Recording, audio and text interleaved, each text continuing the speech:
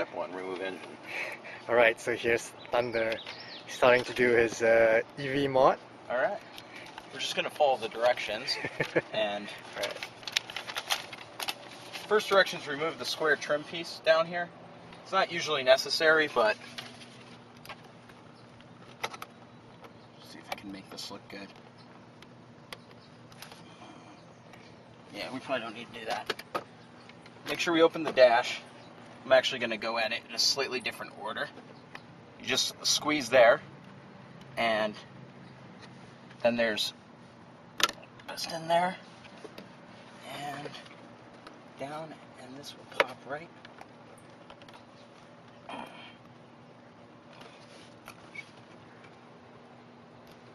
I guess we don't need to take it all the way off. Oh, it doesn't. It's interesting. Looks like they changed up some of the pieces.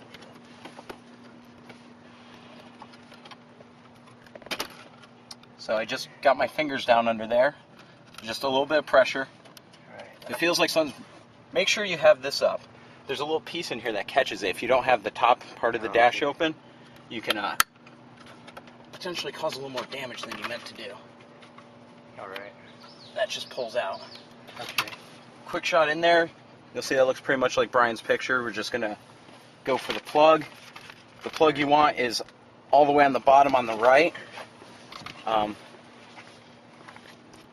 The coastal picture doesn't show this here. I've never figured out how to get this out of here without cutting it. So you're just reaching in. Ideally, you don't have really big forearms. Mine are going to get scratched up doing this, but that's okay. I'm a little rugged.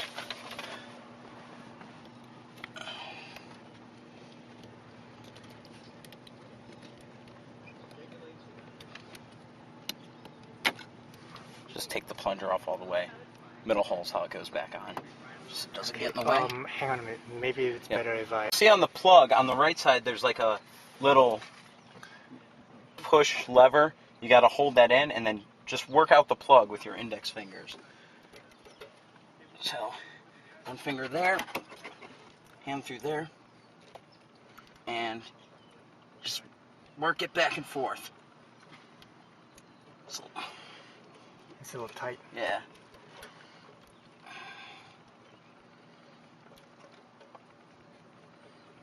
Yeah, just be careful that you're not pulling it by the wires, because that probably won't end up good. Okay. It has And to be I the- feel it's moving. It's just, and there we go. It's popped out, and now you just want to kind of feed it through this tangle. And so there's the plug. I see. All right. Now, do we have this small screwdriver around? Yep. All right. So, Coastal Dave's nice enough to send an extra tap in case you mess up, which you shouldn't, and show you how the vampire tap works. It's got this little metal tooth in there, and what it does is it just makes contact with the wire and the spade connector right there that are already attached to the switch.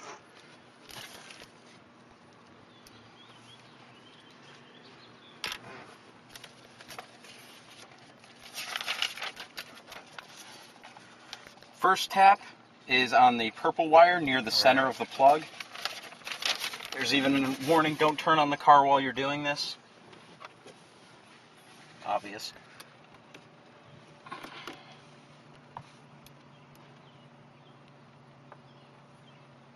You can see I've got the purple wire near the center of the plug. Right. There's another purple wire that is not near the center of the plug. Don't tap that one. I have no idea what it does.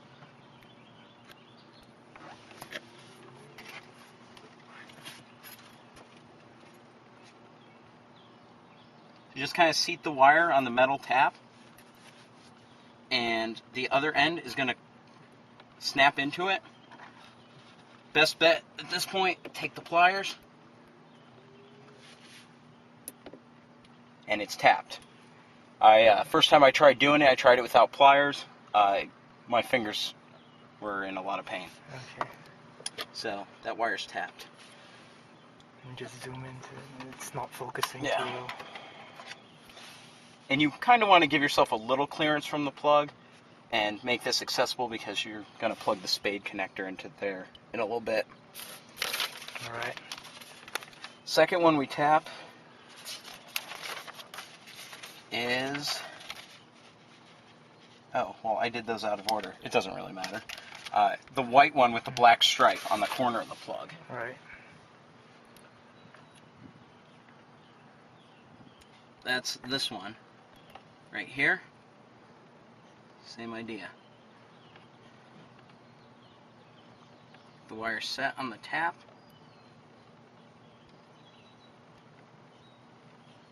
And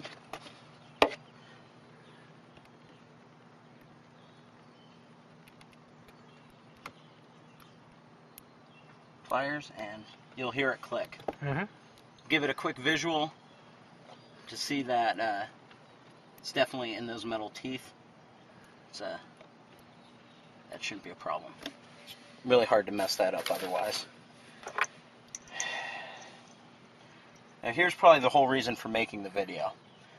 Inserting the orange pin Into 27. Yeah. Right? hole 27, yada yada. Have the white bar facing towards you. It goes in directly next to that red wire.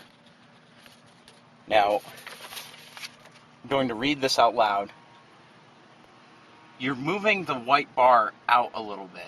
This is why you need the small screwdriver. It's absolutely necessary for two reasons. Moving the white bar and getting the pin in.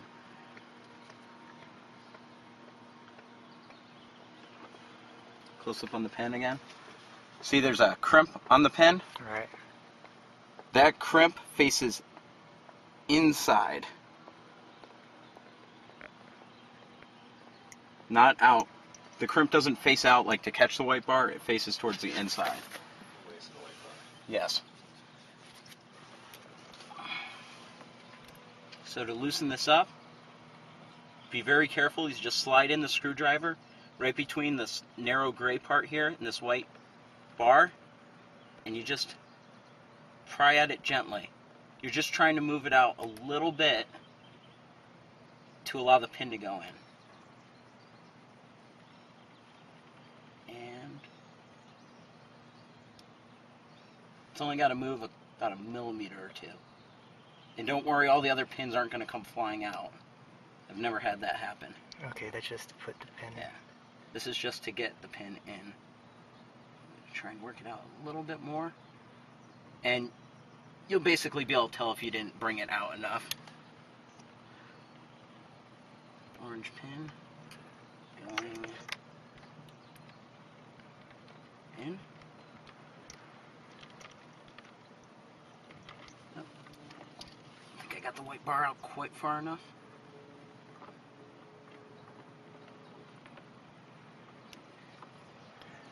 There we go.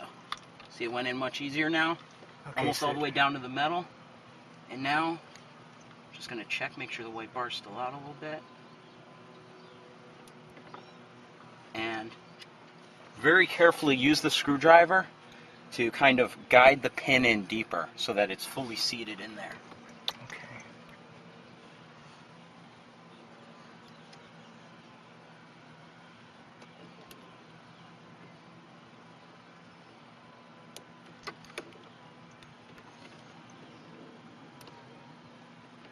I was actually able to push it a little farther with my hand first. And I think I might have even put it all the way in without using. I can no longer see the metal crimp at all. The end of the wire. I see nothing but insulation. If you just kind of work the screwdriver in next to the wire a little bit, I think this is in all the way. Just be careful if you're using a flathead. You may even want to put a little something over it. You don't want to slice through a lot of the insulation or cut the wire, because then you'll be in a situation I wouldn't want to be in. And if you look down underneath here, if you have a good flashlight, you should be able to see roughly the end of the pin. Okay. I have a flashlight if you... Yeah, if we have... So in this case, I can look in and I can barely see the metal, and you're not going to be able to see it on camera. Don't worry if you don't see it. Just as long as you've got the wire in far enough. If you don't, and you hook everything back up and you start your car and your EV doesn't work, 99.5% of the time, it's because this wire is just not seated deep enough. You're not going to damage your car starting it without this seated deep enough. What you don't want to do, which Thunder did the first time, was say, connect everything up. Oh, except he forgot to put this plug back in. Car makes a nasty sound and throws a big red warning idiot light on the MFD. It's kind of embarrassing. At least it was with my car. No harm done, though, I hope. No harm done. If you do that though, quick tip: what you need to do is just put the plug back in, and then you need to power cycle your car like 4 times, because what it does is it thinks the emissions were all out of whack. So if you turn it back on again, even though everything's hooked up, it'll still give you the warning lights. You do it a couple times, and the car realizes that it's fixed, and will reset. All right, so I think this is in. We're gonna give it a shot. I'm just gonna press down on this white bar, make sure everything's firm. Gotta tap the wires in. Wires get hooked up. I'm not looking at the directions right now, but it's kind of obvious. Purple goes to purple. Now, there's metal in there, it needs to make contact. These can go on either way. Just make sure that's not good enough. Make sure you get, yeah.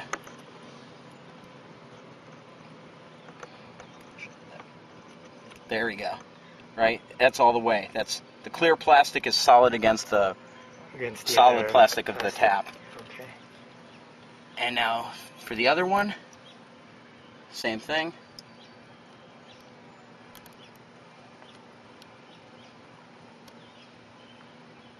All the way on. So now this can be a little tricky. You're just getting the plug back in the same way you did before. It's just, again, it's... Okay, go for it. Remember, this is on the outer part, towards the outer part of the car, so it's going to plug in back like that. It's really the only way you could plug it in. It's kind of tight back there. Yeah. So, it's kind of, if you pay attention when you're pulling the plug out, you'll see how to weave it back in there. But, you know, you just need to get fingers in there and kind of tug some wires out of the way. And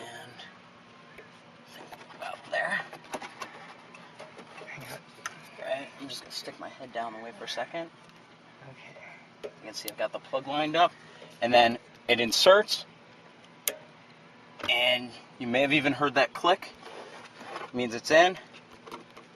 The coastal momentum switch is kind of tuck it in there. And at this point, we're going to test the car to make sure that the EV mode works. Okay. And we're going to actually, we're not going to drive with it, but I'm going to show you how you know it works before we put everything together in case we need to play with the wires some more or something. Okay. So, just hold on a second. So, there's only a couple times when you can't use the AEV, low over 34 miles an hour, low battery over 34 miles an hour, and during the engine's warm-up cycle. This is when, if you can use EV, like move your car somewheres without actually turning the ICE on, the engine, that's when you get the biggest gas mileage savings from it. Power on, wait a couple seconds, boot up screen, hold the cruise, and see it switch to the battery. That means EV mode's on. So right now... Is there any beep or something to let you know? Nope, no? Just it switches. The engine came on now because the AC's on. So now if you hold this, cannot change to EV mode now because the IC came on. If you're running the AC a lot, it won't stay in electric mode. It needs to run the engine. Otherwise the AC, while it runs off the battery, would drain it too fast. It's just the way the computer works. Okay. So we've just done a successful install. We'll just shut the car off and do a quick reassembly. Cool. Little plunger pseudo piston back on.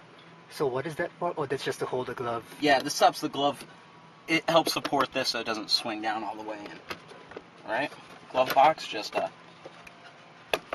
snaps back on there. Reattach the plunger on the side here. It's real easy, and then you just squeeze to get the catches back there. Okay. And just gonna pop this back on. And make sure that's open. And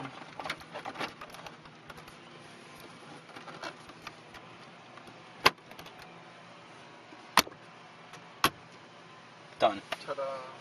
Wow! Round of applause. Let's check out the